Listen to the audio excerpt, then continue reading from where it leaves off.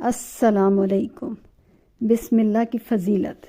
تفسیر ابن ابی حاتم میں ہے کہ حضرت عثمان بن عفان رضی اللہ عنہ نے رسول اللہ صلی اللہ علیہ وآلہ وسلم سے بسم اللہ الرحمن الرحیم کی نسبت سوال کیا۔ کیا آپ نے فرمایا یہ اللہ تعالیٰ کا نام ہے؟ اللہ تعالیٰ کے بڑے ناموں اور ان میں اس قدر نزدیکی ہے جیسے آنکھ کی سیاہی اور سفیدی۔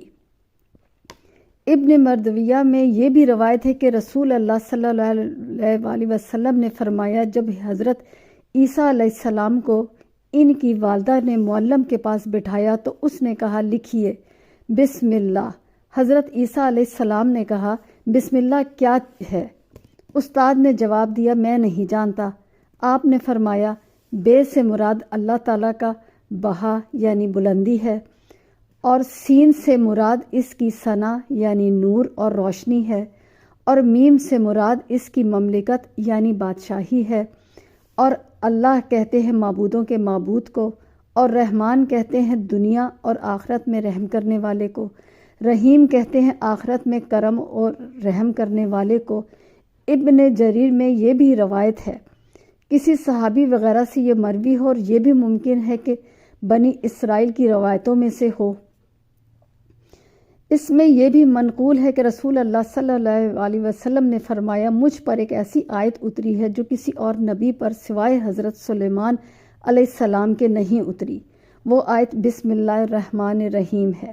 حضرت جابر رضی اللہ عنہ فرماتے ہیں جب یہ آیت بسم اللہ الرحمن الرحیم اتری بادل مشرق کی طرف چھٹ گئے، ہوائیں ساکن ہو گئیں، سمندر ٹھہر گیا، جانوروں نے کان لگا لیے، شیاطین پر آسمان سے شعلے گرے۔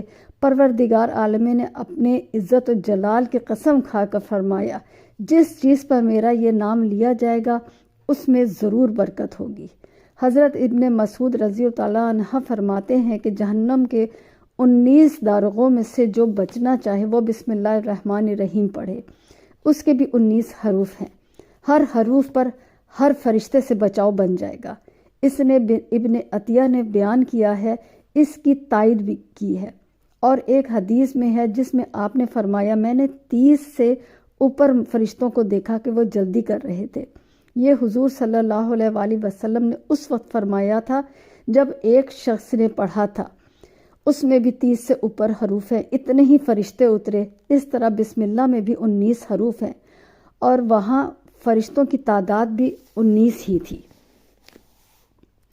مسند احمد میں ہے حضرت صلی اللہ علیہ وآلہ وسلم کی سواری پر آپ کے پیچھے جو صحابی تھے ان کا بیان ہے حضور کی اونٹنی ذرا سی پھسلی تو میں نے کہا شیطان کا ستیہ ناس ہو۔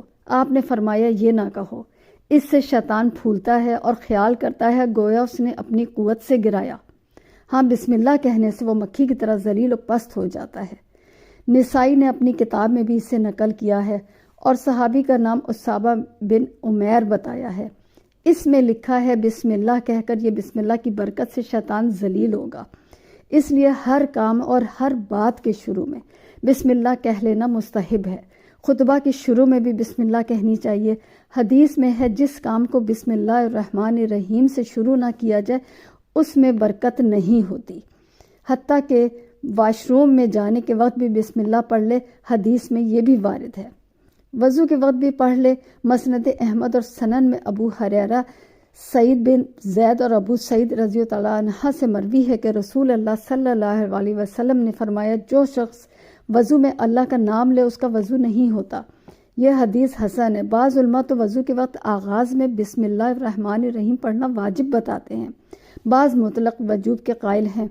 جانور کو ذبح کرتے وقت بھی اس کا پڑھنا مستحب ہے۔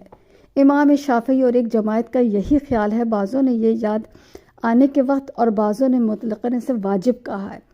اس کا تفصیلی بیان ان قریب آئے گا انشاءاللہ۔ اپنی تفسیر میں اس آیت کی فضیلت میں بہت سی احادیث نقل ہیں۔ کھاتے وقت بھی بسم اللہ پڑھنی مستحب ہے۔ صحیح مسلم ہے، رسول اللہ صلی اللہ علیہ وسلم نے حضرت عمر بن ابو سلمہ رضی اللہ عنہ سے فرمایا جب آپ کی پرورش میں حضرت ام سلمہ رضی اللہ عنہ کے اگلے خاوند سے تھیں جو بسم اللہ کہو اور اپنے دائیں ہاتھ سے کھایا کرو اور اپنے سامنے سے نوالا اٹھایا کرو۔ بعض علماء اس وقت بھی بسم اللہ کہنا واجب بتلاتے تھے۔ جہاں پہ ہمیں ہر حال میں بسم اللہ پڑھنی چاہیے، اس سے نہ صرف برکت ہوگی، اس کے لیے ہمیں لازم ہے کھڑے ہونا، بیٹھنا، کھانا، پینا، قرآن کا پڑھنا، وضو کرنا، نماز وغیرہ، ان سب کے شروع میں برکت حاصل کرنے کے لیے، امداد چاہنے کے لیے اور قبولیت کے لیے اللہ تعالیٰ کا نام لینا مشروع ہے۔ ابن جریر اور ابن حاتم میں روایت ہے، حضرت ابن عباس رضی اللہ عنہ فرماتے ہیں، جب سب سے پہلے جبرائیل علیہ السلام محمد صلی اللہ علیہ وسلم پر وحی لے کر آئے تو فرمایا، اے محمد کہیے صلی اللہ علیہ وسلم، بسم اللہ الرحمن الرحیم۔ مقصود یہ تھا کہ اٹھنا، بیٹھنا، پڑھنا سب کے لیے اللہ کے نام سے شروع ہو تاکہ ہر چیز میں برکت ہو۔ اللہ تعالی ہمیں ہدایت دے، آمین ثم آمین۔